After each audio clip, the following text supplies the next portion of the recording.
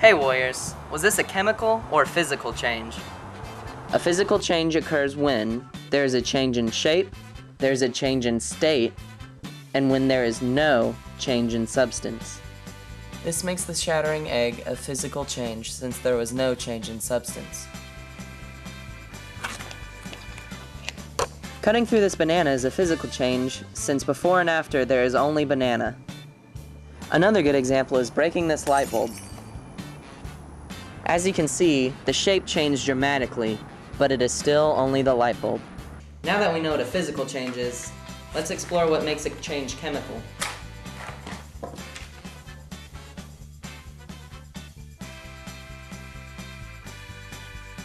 A chemical change occurs when there's a change in substance, a new odor is produced, the reaction causes bubbling, or when there is a color change.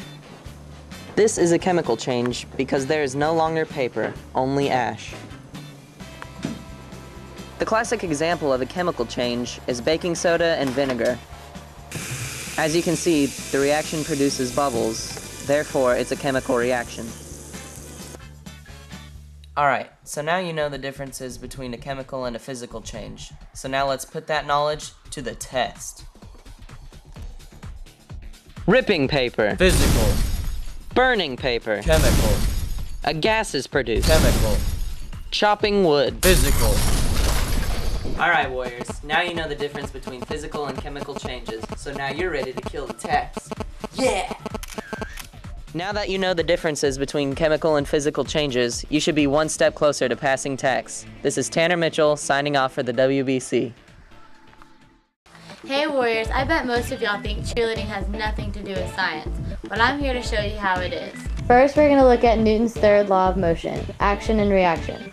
For every action, there is an equal and opposite reaction. Example, in this partner stunt, the bottom partner exerts a large force against his partner, while his partner exerts her own smaller force against his. When the two forces act against each other, the reaction causes the smaller force to be sent in the direction of the larger force. Kinetic energy, the energy in motion. For example, to pick up speed, the cheerleader runs before performing her skill, which is kinetic energy. Potential energy is the stored energy of position possessed by an object. For example, when the cheerleader reaches her highest point, she has the potential energy to execute the rest of her skill. Hope y'all have a better understanding of what we went over. Good luck on tags. This is Candace Hartsell signing off for the WBC. Hey Warriors, have you ever wondered how a glow stick works? Glow sticks contain two chemicals and a fluorescent dye. The chemicals in the plastic tube are diphenyl oxalate and the dye. Inside the plastic tube is a glass vial containing hydrogen peroxide. When you bend the glow stick, the vial breaks and the chemicals are mixed. Then a chemical reaction occurs, causing the dye to glow. The color of the glow depends on the structure of the dye. Heating a glow stick causes the reaction to go faster. The glow stick will glow brighter, but for a shorter amount of time. Cooling a glow stick slows the chemical reaction, causing it to last longer, but the glow will be dimmer. This is why putting active glow sticks in the freezer will make it last longer. One example of a dye used in a glow stick is 9,10-diphenylanthracene, which emits blue light. Some uses for glow sticks are camping, spelunking, spelling, raving, scuba diving, a nightlight. Glow sticks emit no heat because all of the energy is given off as light. They also have no open flame, which makes them perfect for jobs around flammable substances. Glow sticks were invented 25 years ago, and since then they have become very popular. Regular light bulbs emit light as incandescence, which is the emission of light due to heat. Glow sticks emit light as fluorescence, which is the emission of light in response to the chemical reaction. Particles of light are called photons. The hydrogen peroxide oxidizes the phenyl oxalate, and the decomposition of the chemicals releases energy to the dye in the form of light. So there you go, Warriors, the science behind glow sticks. This is Vivian Strahl signing up for the WBC. Good luck on tax!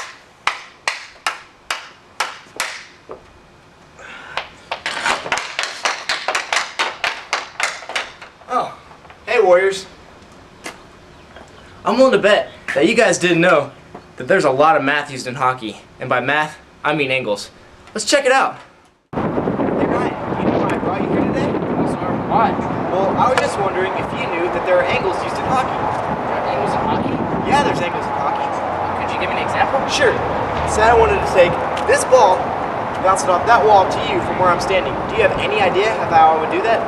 Well, what I would do is bank it off the wall and get it right to you. No, you don't just bank it, Ryan. You gotta find the angle of reflection, its congruent angle, add those together, subtract that from 180 degrees, and there, you have the entire angle of which I bounced the puck to you. Alright, wanna try it? Sure. Let me give you a visual of what I just explained to Ryan.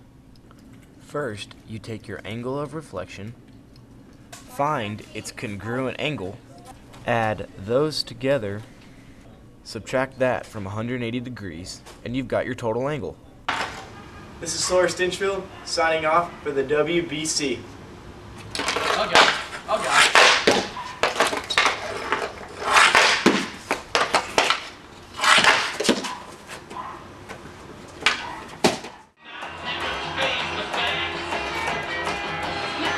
Why do you have to play your video game so loud? Can't you turn that down, please? Okay, Dad. Okay. Thank you. Oh, hey there, Warriors. It's Strachn here. I know many of you guys play video games, but do you know how you're able to hear them?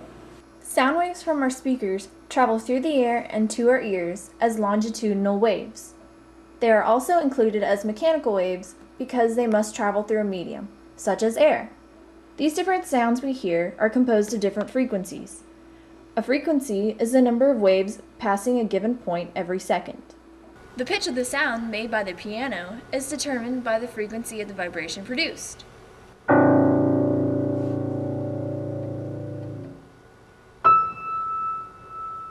Many of us don't think about the velocity of a sound wave because we hear things quickly.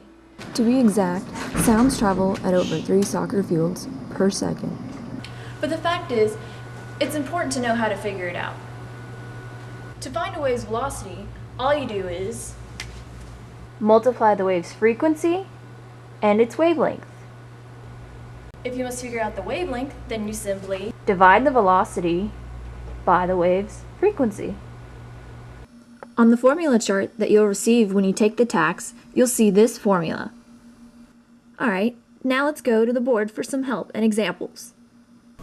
Here's our formula from before.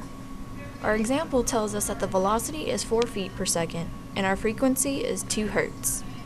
Fill the numbers into the equation and you get 2 feet as the wavelength. Hey Warriors, these are just some simple facts to help you through tax.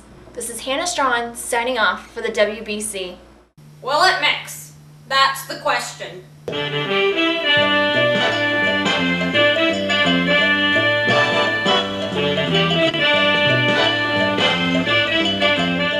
on Will It Mix, we will be mixing polars and non-polars to prove that like dissolves like.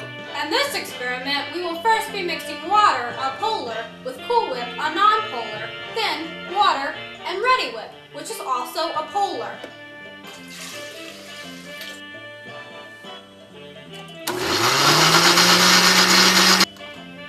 Didn't mix. Time for part 2.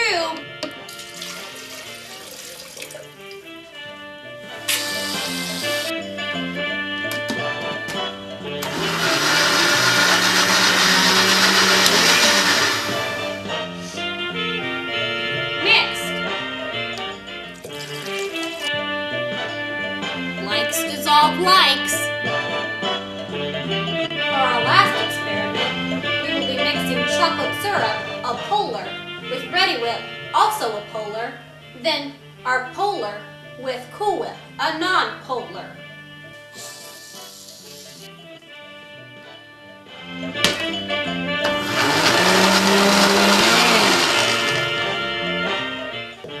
It mixed. Part 2.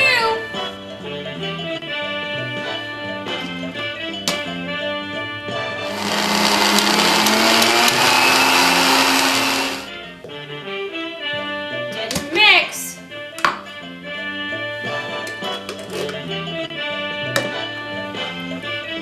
Like dissolves like.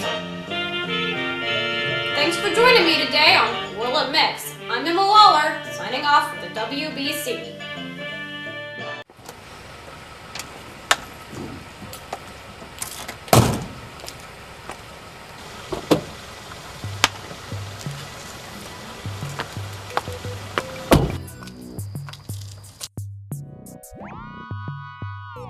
Blame it on the X, gotcha perplexed. Blame it on the Y, make you wanna sigh. Blame it on the algebra, blame it on the A, find the absolute value of -2. All you gotta do is make it positive, it's easy. The answer's clearly positive too. It's real easy, you know that's the truth. You always knew it deep inside. You can do it. Girl, why you stressing? Time to learn a lesson. Here for your taxes. Thinking we can see if we can find our x-intercept. It was right where the graph and axis met. Problem got me real stuck, working on my calc. What? Looking for your beta, just check out the data. You'll find just what you're looking for. Blame it on the X, gotcha perplexed. Blame it on the Y, make you wanna sigh. Blame it on the algebra. Blame it on the algebra. Blame it on the graph. Blame it on the fraction. Now you got it worked out. Feeling satisfaction. Blame it on the algebra. Blame it on the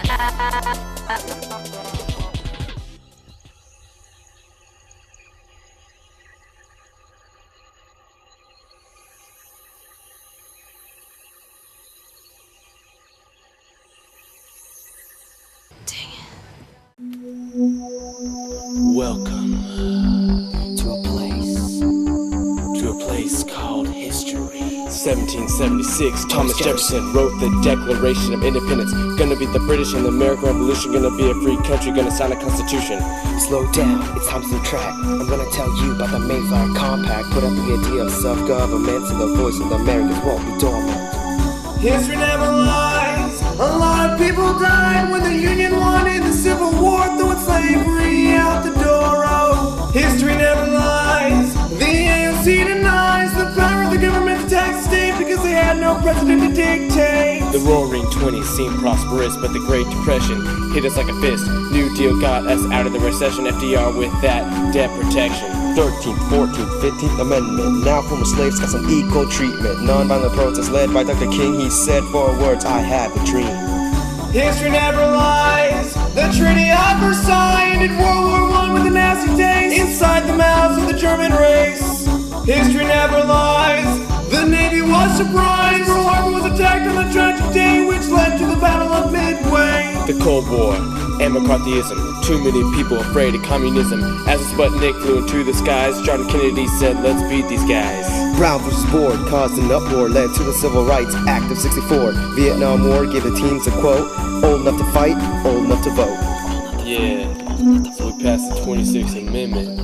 18-year-olds can now vote, if they're registered. History never lies. When you look at a textbook, you know it's true, cause the textbook ain't gonna lie to you. Cause it doesn't have emotions or feelings too, it doesn't have a brain to lie to you. Whoa, yeah. History never lies. Amoeba science.